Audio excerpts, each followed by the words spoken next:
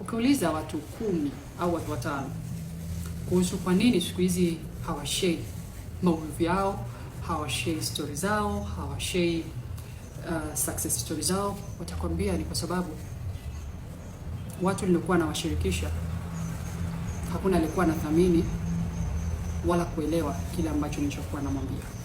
Anapokuja rafiki kukuelezea kuhusu furaha yake au huzuni yake,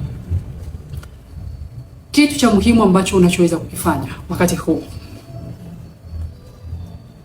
ni kuvalidate kile kitu ambacho anachokikwambia, maumivu anayokuambia, hasara anayokuambia.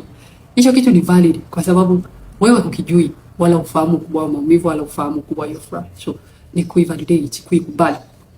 Alafu cha pili ni kuvaa viatu vyake, ukasherehekea naye au ukahuzunika naye.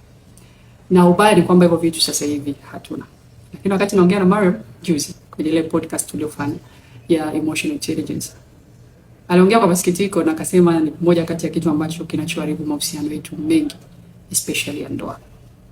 So kama unataka kujifunza zaidi kuhusu emotional intelligence na namna ambavyo unavyoweza activate akili hisia zako, ukawa ni mtu mwenye kuonea huruma, ukawa ni mtu mwenye kuvalidate, lakini ukawa ni mtu ambaye unayetumia hisia, yani ukamfanya yule mtu kujisikia binadamu na namna ambavyo anataka kujisikia binadamu.